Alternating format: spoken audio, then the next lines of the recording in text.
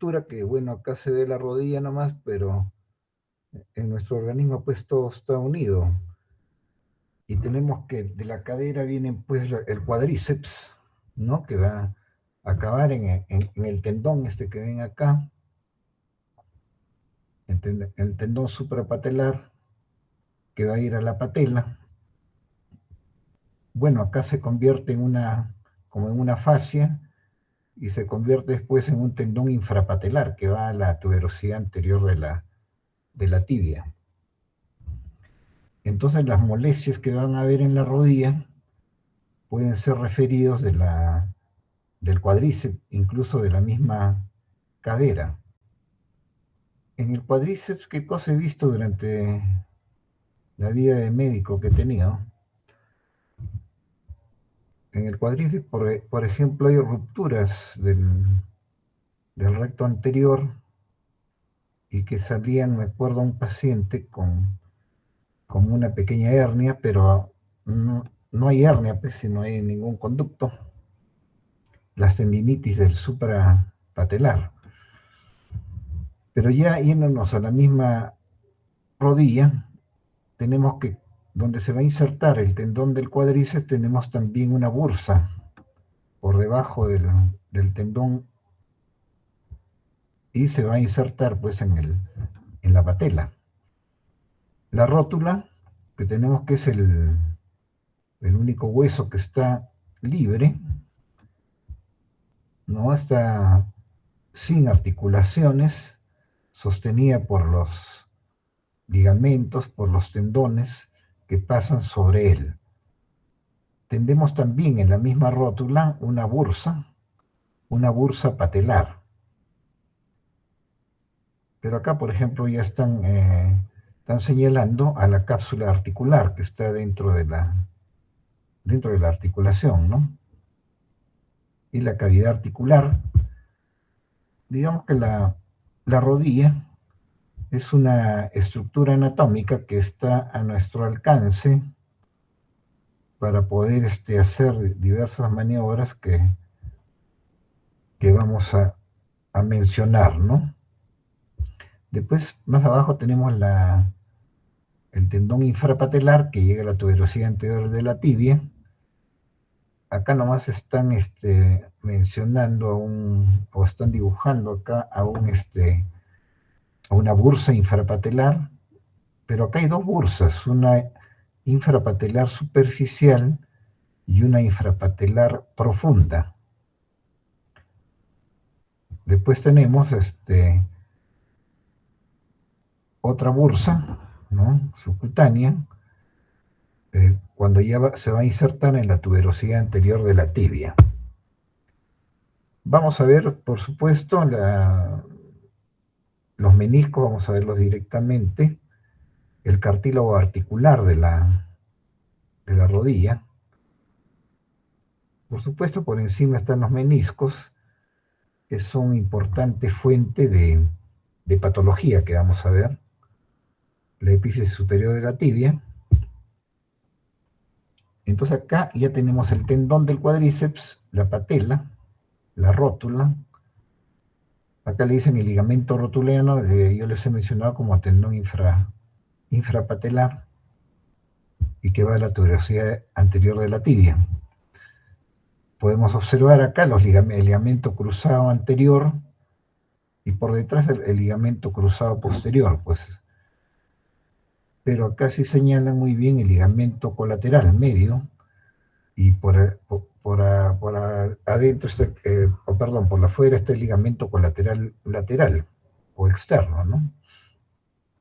Entonces, todas estas estructuras van a producir patología en el paciente. Tenemos también acá el peroné, ¿no? La cabeza del peroné. Importante también en algunas patologías, porque por acá sale y rota un nervio, ¿no? El nervio peroneal, que va hasta al pie y provoca la dorsiflexión del pie. Entonces, cuando se lesiona, vamos a tener un pie en gota. Acá sí podemos ver directamente no los meniscos, no el menisco externo.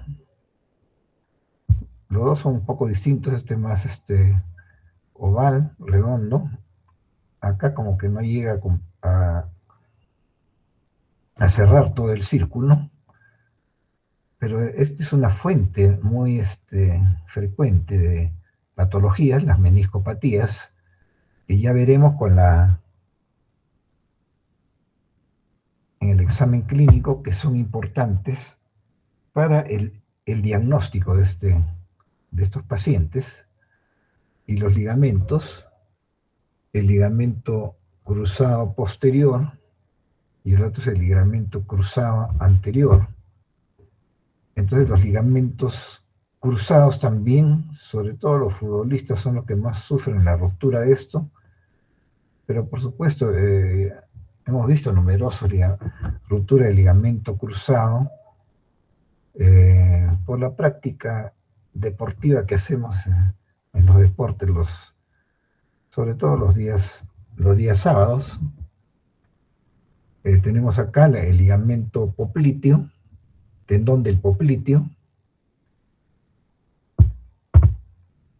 y bueno, esta parte interna, que uno lo va a ver directamente, y a los traumatólogos anteriormente para operar de los meniscos se tenía que abrir la rodilla. En la actualidad los traumatólogos lo realizan por artroscopía. El ligamento iliotibial es importante. Vamos a ver alguna patología de este ligamento iliotibial.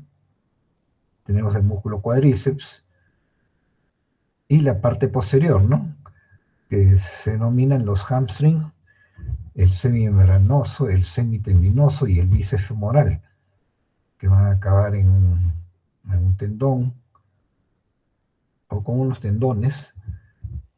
Es importante porque, si bien es cierto, es menos frecuente las lesiones o los dolores en la parte posterior de la rodilla, pero también hay que tenerlos en cuenta, ¿no?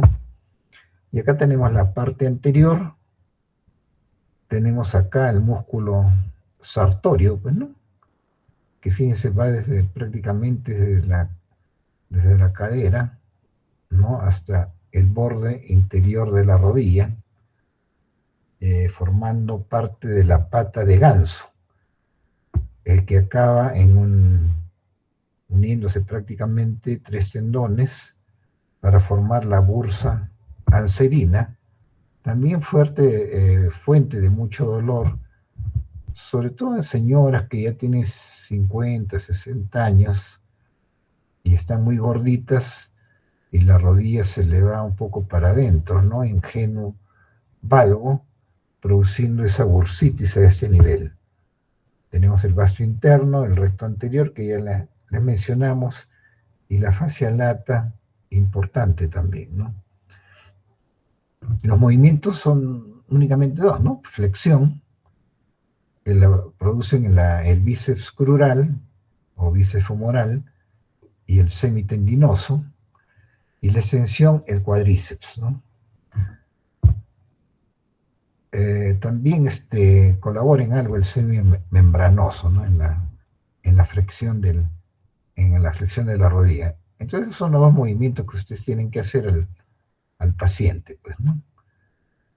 En la exploración semiológica, en bipedestación, ¿no? En bipedestación, por ejemplo, tenemos, y en el decúbito, como vemos acá, en esta imagen que estoy señalando, vemos una rodilla pues media normal. Fíjense ustedes el tejido celular subcutáneo, ¿no?, que está deformando prácticamente la rodilla. Esto van a ver ustedes en mujeres, como les decía, de 45 a 55, 60 años, que son un poco gorditas y se les acumula la grasa, ¿no?, a este nivel, y en el inferior, que es la denominada grasa de Hoffa, pues, ¿no?, de Hoffa. Tenemos acá, por ejemplo, en el decúbito, es una rodilla maltratada, ¿no?, por accidentes. ¿no? Tenemos acá cicatrices. Realmente estas dos rodillas son deformadas, no tienen un buen aspecto de rodilla anatómicamente formadas. La dinámica es la deambulación, pero acá tenemos un niño que ya empezó a caminar, tiene 2 años, llegando a 3, y como ven acá en esta rodilla tenemos un genu varo, ¿no? A esto, cuando está en la evolución el niño y tiene esta forma de la rodilla, es denominada la enfermedad de Blount, ¿no? La tibia de estos niños se produce una especie de necrosis por por un defecto que tenga este niño, una necrosis, o a veces los pequeños son muy pesaditos y comienzan a caminar y se lesiona y se llama la enfermedad de Blount, se lesiona en la tibia, ¿no? Entonces es una patología que se puede ver a la deambulación del niño. Entonces en la deambulación siempre es correcto que uno le diga, bueno, quítele el pantaloncito al niño y que camine en un pantalón corto, generalmente en sus pañales, ¿no?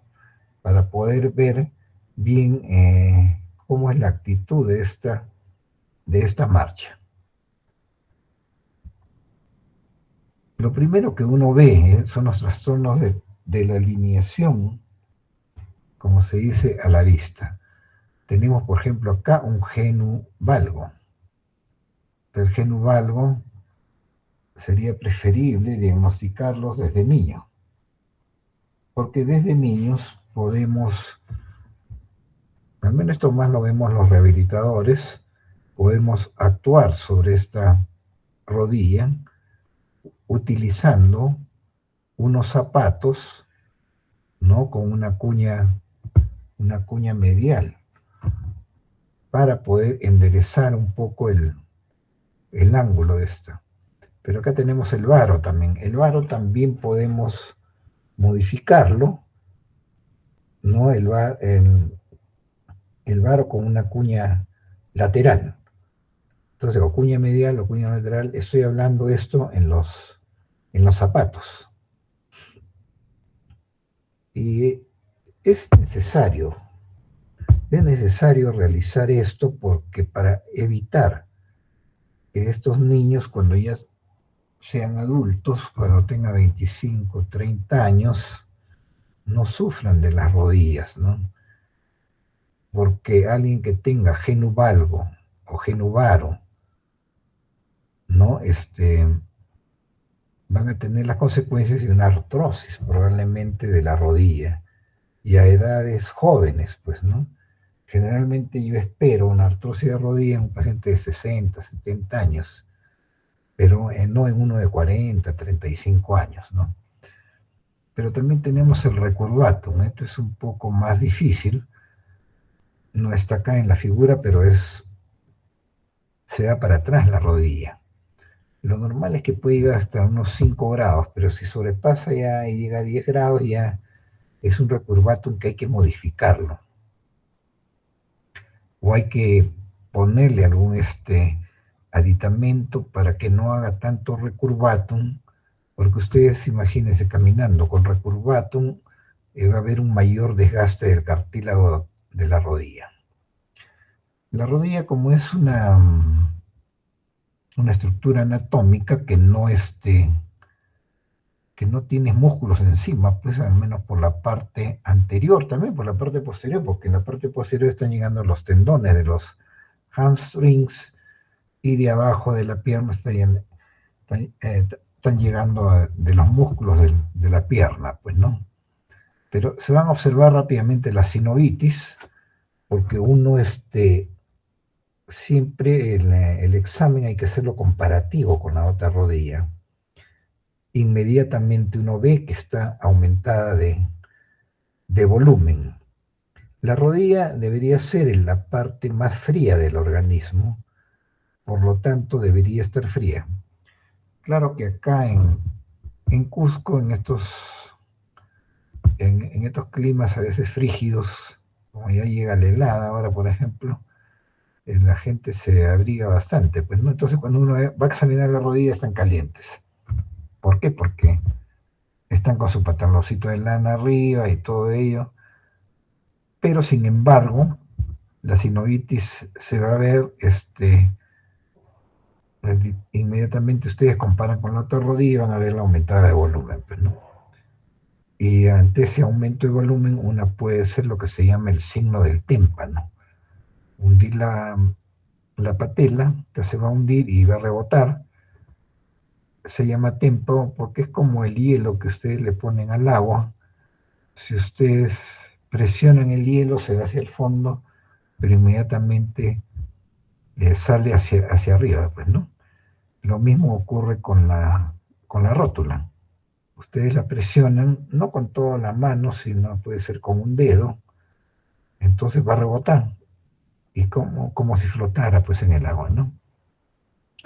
Entonces se pueden ver también derrames localizados, bursitis, y de acá, quiste de Baker, que acá está en la figura, ¿no? En la región posterior se nota una tumoración, pero cuando uno va a palpar esta, este quiste, es blando, entonces el dedo se va a hundir, ni hablar, ¿no? Y se compara con la otra pierna, que no tiene nada, entonces, lo más fijo es que sea un quiste de Baker. Pero bueno, como regular larga ha sido mi estancia como médico, yo, bueno, encontré un quiste de Baker, me pareció al menos un quiste de Baker, y lo mandé al traumatólogo para que lo operen, pues, ¿no? Porque es eso, hay médicos que decían a veces, ponerle una aguja y sacar el líquido, porque hay líquido sinovial ahí adentro. Pero, bueno, la mayor parte hay que operarlos, pues, ¿no? Pero no hay que operarlos. Si hay una tumoración, pues inmediatamente se le manda una ecografía, pues, ¿no? Cometí el error de no mandarle una ecografía. Y no sé, parece también que el traumatólogo no había hecho una ecografía y lo operó de frente. Y la cosa es que al operarlo, encontraron que era una tuberculosis, porque salió en la anatomopatología salió la tuberculosis. Entonces en nuestro país hay tuberculosis en todos los sectores, pero nunca creí que en la parte posterior de la rodilla, ¿no? Puede ser en la parte anterior sí había visto varias tuberculosis, pero no, yo lo confundí con un quiste de Baker. Bueno, ahora que tenemos más a la mano, ya bueno, ahora todo el mundo está mandando resonancia magnética, pero ten en cuenta que también es carita, pero por supuesto una resonancia magnética en estos casos hubiese sacado el diagnóstico, ¿no? El diagnóstico. También puede haber en la rodilla cambios cutáneos, eritema, por ejemplo. La psoriasis puede asentarse acá en la rodilla, en la patela, ¿no? Entonces podemos verlo a simple vista. Y por supuesto, cuando hay artritis hay aumento de volumen, y bueno, y está, como les digo, más caliente que la otra rodilla. Siempre es bueno hacer un examen comparativo con la otra rodilla, y vamos a encontrar que está aumentada de temperatura cuando hay artritis, se le hace el signo del témpano y probablemente van a encontrar el signo del témpano positivo, aumento de temperatura y dolor. Bueno, la hemartrosis. Bueno, esto en gente común que juega un partido, por ejemplo, puede lesionarse, pues puede caerse y golpearse, y bueno, se le ve una rodilla aumentada de volumen, de temperatura. Entonces, si se ha caído, uno podría pensar en una hemartrosis. Pero más podríamos pensarlo, hay pacientes ya, que ya tienen su diagnóstico, ellos mismos saben, doctor, me he caído y soy hemofílico. donde la hemofilia puede producir artrosis. Entonces, la presencia de sangre en el líquido, en la rodilla, en el líquido sinovial, deteriora el cartílago, porque dentro tenemos los macrófagos que interpretan a los glóbulos rojos como una bacteria, pues, ¿no? Y se lo comen. Hacen fagocitosis de los macrófagos y se convierten en siderofitos, cambia de color la membrana sinovial, se hipertrofia también, y esa hipertrofia puede hacer destrucción en la rodilla. La gota, por supuesto, puede afectar a la rodilla, también aumento de temperatura, aumento de volumen, signo del témpano, pero el paciente ya tiene antecedentes, probablemente de gota, con elevación del ácido úrico. Siempre que haya digamos, una sinovitis de la rodilla hay que sacarle el líquido. La rodilla es la articulación más asequible a poder hacerle una artrocentesis. Inmediatamente, si uno va a sacar líquido, pedir al laboratorio unas 2, 3 probetas, una probeta para el GRAM, otra probeta para el estudio bioquímico y otra probeta para el cultivo. Es necesario, si no vamos a eliminar pues el líquido y no lo vamos a aprovechar, pues, ¿no? En cuanto a las deformidades, claro, la artrosis es una enfermedad ya por encima de los 50 años. Por supuesto que si uno ha tenido un accidente se va a provocar una artrosis, ¿no? Se puede provocar una artrosis por lesión del cartílago. Pero tenemos esta patología, el Osgood-Schlatter. Generalmente, que es la osteonecrosis de la tuberosidad, como ven acá, la tuberosidad anterior de la tibia. Lo que he visto más es en adolescentes, esta patología. Estamos en una actualidad en que, ¿qué les digo? La competencia, lo que uno trate de superarse, hace que uno se esfuerce más, ¿no? Entonces, algunos papás van a ver a sus hijos. Yo, francamente, que pocas veces he ido a ver a jugar a mi hijo, y una vez que fui, no lo había puesto en el equipo, pues, ¿no? Entonces, bueno, ¿a quién vengo a ver? Pues, ¿no? Entonces, pero bueno, siempre sería bueno acompañar a nuestros hijos, pero bueno, hay unos papás muy, ¿qué les digo? Que presionan mucho a su hijo, que juega, que patea, pucha, que tan que lo frían al chico en la cancha. Y realmente al chico no le gusta eso, pues, ¿no? Pero a algunos chicos pues juegan bien, y bueno, todos los sábados incluso entrenan después de acabar las clases, se quedan a entrenar. Bueno, yo hacía eso cuando estaba en el colegio, nos quedábamos a entrenar para la selección, pues, primero de fulbito y después de fútbol. Entonces, tanto darle pues a la pelota, los choques con el rival, van a producir esta patología, ¿no? La enfermedad de Osgood-Schlatter. Y bueno, yo cuando veo la placa y los examino a los niños, le digo al papá, señor, acá es decir, no hay un medicamento. Bueno, hay medicamentos para bajar la inflamación, ¿no? Pero no para que se cure esto. La manera de curar eso es el reposo. Le digo, no, su niño tiene que hacer un mes de reposo.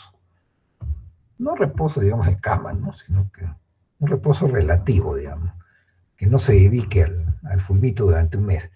Pero los papás, ¿qué van a permitir eso, no?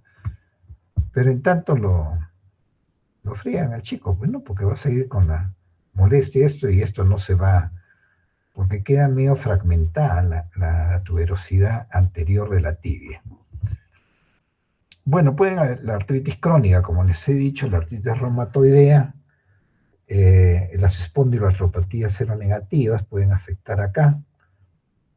Bueno, más raro, pero también las artritis infecciosas, ¿no? El estafilococo, el estreptococo, la tuberculosis, pueden afectar la articulación y por eso si hay líquido es mejor sacarla para hacer los exámenes respectivos, porque si no, uno no va a saber por qué es la inflamación. Bueno, esto de la inmovilización prolongada, bueno, va a producir, pues, más que una hinchazón, algo, falta de movimiento en la rodilla. Hay pacientes, pues, que a veces son operados, reoperados. Justo el día de ayer tuve una paciente que había estado, la operaron de la vesícula, pero total un poco que mal salió la operación y después tuvieron que hacerle, hubo obstrucción intestinal, le hicieron una colostomía, sí le sacaron prácticamente el colon hacia la parte anterior del abdomen y quedó como 2, 3 meses, pues, y cuando yo la vi parecía una cuadriplégica. Y no era cuadriplegia, pues sí, pero claro, aparentemente no aparentemente, sino que no movía los brazos ni las piernas, ¿no? Pero no era una cuadriplegia, digamos, al final es neurológica, pero hay neurológica cuando uno tiene una cuadriplegia por lesión, por ejemplo, de la columna vertebral, ¿no? Pero esta era por inmovilidad.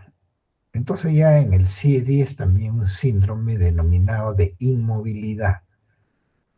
Cuando existe pues estas características que poco a poco va quedando cuadri, pero no es un síndrome neurológico, sino que es un síndrome de inmovilidad por la falta de movimiento de los miembros. Por eso acá dice inmovilización prolongada. Y por supuesto se va a producir las atrofias, ¿no? Bueno, acá, vamos a pasarnos directo al examen clínico. Entonces, con preferencia, la rodilla debe estar libre, entonces uno puede evaluarla, ¿no? Acá el médico está palpando la interlínea articular. Con una mano agarra tanto el borde interno y el borde externo, ¿no? Importante, ¿no? Fíjense acá, está palpando la tuberosidad anterior de la tibia, ¿no? Es importante porque es un sitio de dolor. Acá el médico está palpando el tendón del cuádriceps, que es uno de los más gruesos y uno puede palparlo así, pues, ¿no? Después, tanto el menisco externo, acá está palpando el menisco externo,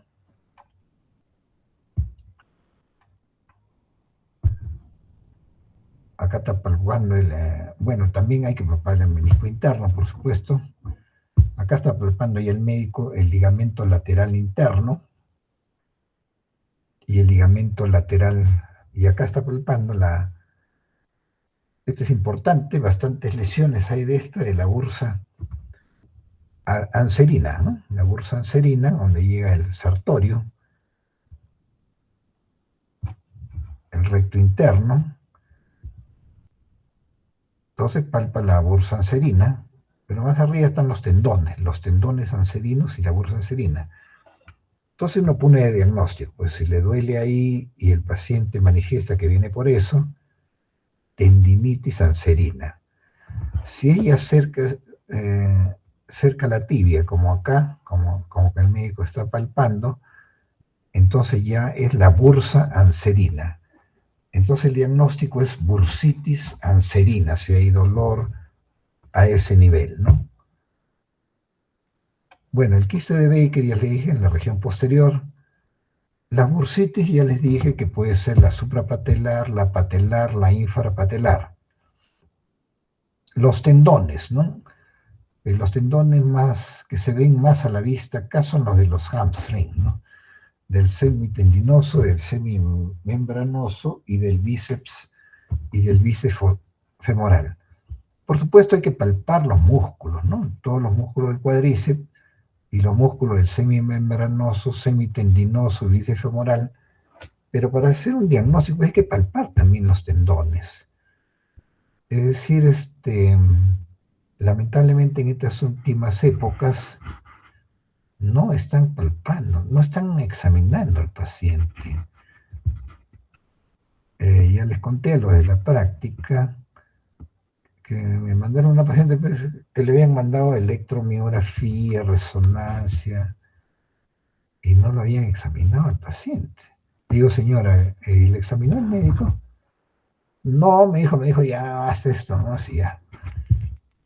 Y bueno, yo le examiné, pues como le habían mandado una resonancia para ver si hay una hernia, no tenía la segue, ni bragar, no tenía signos de dolor en la columna vertebral, y entonces, pues definitivamente, cuando lo examino era una bursitis trocanteria. Entonces, bueno, yo la cité para infiltrar, justo me he infiltrado, y voy a ver sus resultados, de repente viene mañana para ver cómo está la señora, ¿no? Las bursitis, pues, ¿no? Las bursitis a nivel de la rodilla van a ser las bursitis que ya les he mencionado, la suprapatelar, la patelar, la infrapatelar, superficial y profunda. También los tendones pueden ser dolorosos y los músculos flexores, que ya les dije que hay que examinar, pues los hamstrings, ¿no? Hay maniobras que uno no debe dejar de hacer, hay que hacerlas, ¿no? Siempre, fíjate, por ejemplo, acá es bueno, acá tiene su nombre, es la de cajón anterior, para ver la ruptura del ligamento cruzado anterior.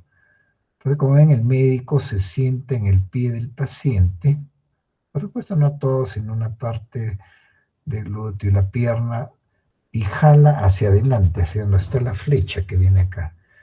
Entonces, si hay ruptura del ligamento cruzado anterior, la tibia se va a venir para adelante, pues, ¿no?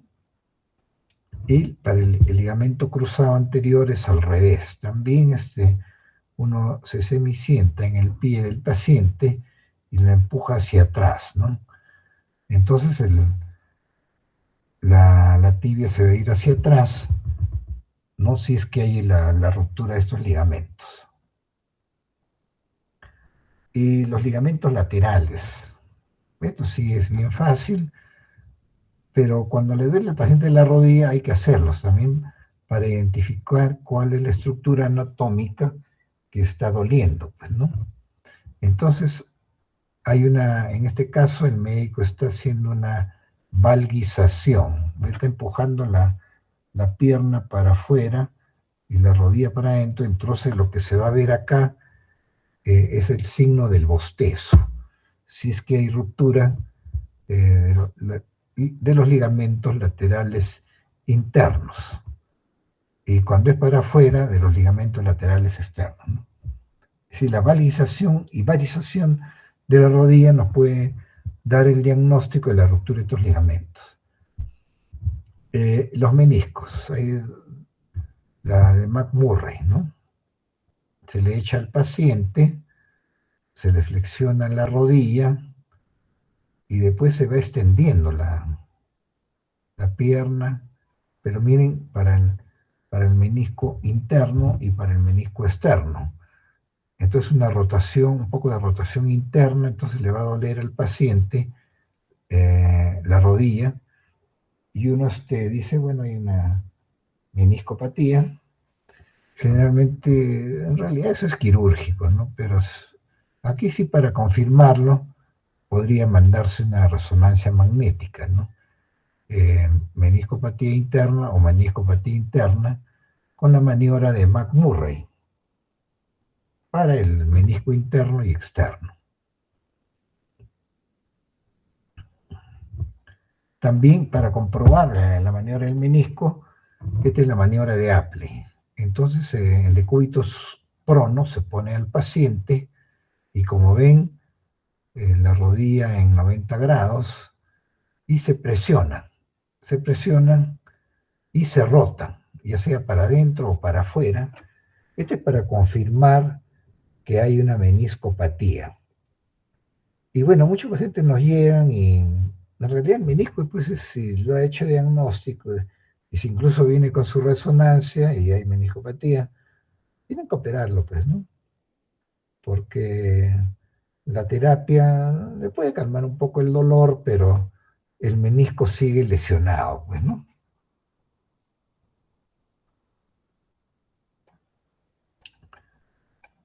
Bueno, ya les dije el signo del témpano. Bueno, acá está un resumen, la radiografía. Es decir, cuando uno tome, lamentablemente no tengo todas las tomas, una radiografía de rodillas de frente, perfil y axial, ¿ya? ¿Para qué es la axial? La axial es para ver cómo está la rótula con relación a la articulación, pues, ¿no? Entonces tenemos distintos tipos de rótulas, pues, y muchos pacientes tenemos en la actualidad con problemas de rótula. Como ven acá, la rótula está centralmente, pero bastantes pacientes que vienen por dolor a la rodilla tienen la rótula un poco desviada hacia afuera, ¿no? Hacia afuera de la rodilla, es decir, al lado de peroné, una desviación peroneal de la rodilla. Eso significa que la rótula está fuera de sitio y entonces eso va a provocar crujidos, bueno, desde jóvenes, ¿no? Crujidos. Generalmente son mujeres de 30, 28, 30 años, 32, y lo que tienen es el mal alineamiento patelofemoral, que está produciendo lesión en el cartílago de la rodilla. El cartílago de la rodilla es el más grueso del organismo y este se va desgastando hasta producirse una condromalacia, pues, ¿no? Y bueno, lamentablemente ya después no se puede regenerar. El problema sería es que la rodilla sea enderezada, ¿no? A su sitio central, como está acá. Y lo único que hacemos nosotros, si está en el borde externo, la rótula desvía al borde externo, fortalecer el vasto interno para jalar a la rótula al lado interno. Pero esto tendría que ser algo precoz, pues, ¿no? Y generalmente el paciente ya viene cuando le duele nomás. Pero este desgaste de la rótula, o del cartílago de la rótula ha sido durante tiempo, porque ese ya le decía el cartílago más grueso del organismo. Y tendría que ser, si le suenan mucho las rodillas, de que hay que examinarlo, ¿no? Entonces acá está la radiografía de la rodilla, ¿no? El cóndilo externo, el cóndilo interno, la escotadura, ¿no? Del fémur. Acá tenemos las espinas tibiales, ¿no? Los platillos tibiales que tenemos acá, el cóndilo externo, el cóndilo interno. Entonces, bueno, a mí me tocó hacer, hice porque no llegué a acabar el doctorado, pero estudié todo el doctorado, no presenté la tesis, pero la maestría sí, y fue una buena maestría, e hice sobre la rodilla justo, la artrosis de rodilla en mujeres, ¿no? Y la relación que había entre el peso de la mujer y la artrosis de la rodilla. ¿Y para qué me salió una tesis? No súper buena, ¿no? Pero buena, que determinaba pues que el peso tenía una relación directa con la artrosis de la rodilla. Entonces la radiografía, no tengo la radiografía axial, pero vamos a ver algunas placas. Por ejemplo, esta radiografía de perfil de la rodilla, se ve acá un osteofito, fíjense ustedes, y la distancia entre la patela y el fémur prácticamente no existe. Es una artrosis patelofemoral.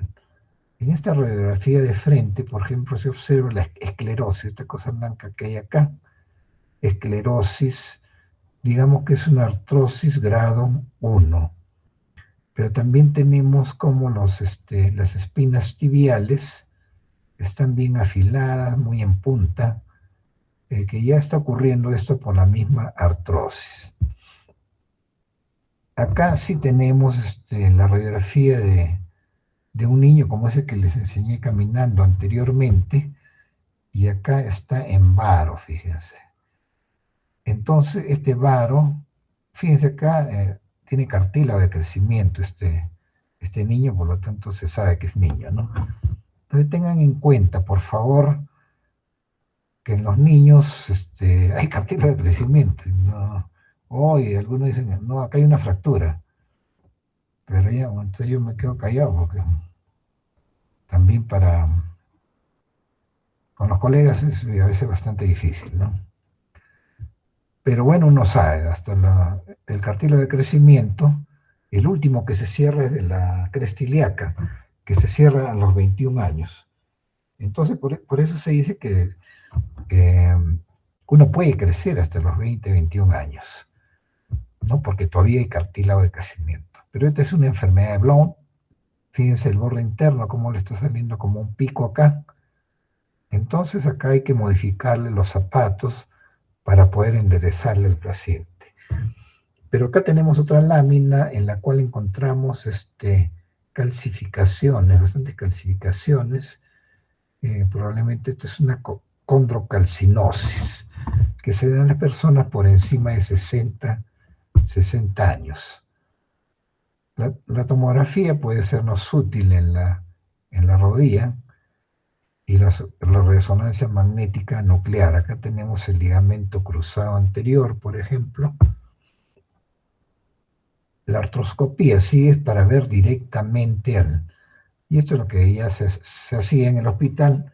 En los primeros tiempos no teníamos esto, pero para ver directamente. Ustedes fíjense, qué inmenso se ve el ligamento cruzado anterior. Felizmente ahora ya están operando muy bien, pero en los primeros tiempos, como en todo lugar, muchas infecciones, cuando recién llegó el primer artroscopio. Bueno, tanto las enfermeras como los médicos fueron aprendiendo a usar y ahora ya se usan bastante bien, ¿no? Entonces, aunque ya no nos queda tiempo, creo, bueno, hay 5 minutos. El lupus podría afectar a la rodilla produciendo una artritis, pero leve. La bursitis ya les he dicho, patelar, infrapatelar. Las tendinitis del cuádriceps, tendinitis de los hamstrings. El quiste de Baker, el quiste popliteo posterior, que les he dicho que me equivoqué y una vez fue una tuberculosis. Ruptura del menisco, una cosa bastante frecuente en la rodilla con las maniobras no para la meniscopatía, pues, ¿no? Ruptura del ligamento del cruzado anterior, ¿no? Cruzado anterior o cruzado posterior, la respectiva mano. Esta palabra si no es médica, ¿no? Distinción muscular. O esguince, sí, pues no esguince, sobre todo el ligamento colateral interno y externo, ¿no? Maniobras de valgización y varización. Dislocación también es una palabra no médica, pues, ¿no? Luxación sería, ¿no? La luxación de la rótula. Infección de la articulación, eso sí, pues, la infección más frecuente ahí sería el estafilococo, la tuberculosis. Y si no encuentran nada en la rodilla, hay que examinar la cadera, porque los dolores de la cadera pueden irradiar a la rodilla y viceversa. Si no encuentran nada y viene por dolor de cadera y no encuentran nada, entonces de la rodilla está pasando el dolor a la cadera. Tumores óseos, felizmente he visto pocos. Osgood-Schlatter, ya les dije, la osteonecrosis y la tuberosidad anterior de la tibia. Bueno, acá hay un Osgood-Schlatter, como les decía, se fragmenta la tuberosidad anterior de la tibia, generalmente adolescentes, jugadores de fútbol, de básquet. Nuevamente ahí está, se ha fragmentado la tuberosidad anterior de la tibia. La hemartrosis, no hay que dejarla mucho tiempo porque destruye el cartílago y se produce artrosis. Acá tenemos signo del tímpano, por supuesto, ¿no? Una resonancia magnética de la artrosis y la artrosis, lo más frecuente por encima de los 60 años, ¿no? Que hay esclerosis subcondral, pinzamiento articular y osteofitos. Esa es la característica. Esclerosis subcondral, pinzamiento y osteofitos. ¿No? Puede producirse con artritis infecciosa, el estafilococo, fíjense ustedes, acá está empezando la artritis infecciosa, pero acá ya se destruye todo el cartílago, fíjense. Entonces, eso hay que diagnosticarlo ya. Y por supuesto, los síndromes miofasciales del hamstrings pueden provocar dolor en la parte posterior del muslo irradiado a la pierna. Entonces hay que tenerlos en cuenta, pero para ello pues tenemos que examinar al paciente, si no, no se va a hallar. Bueno, jóvenes, nos vemos el día viernes.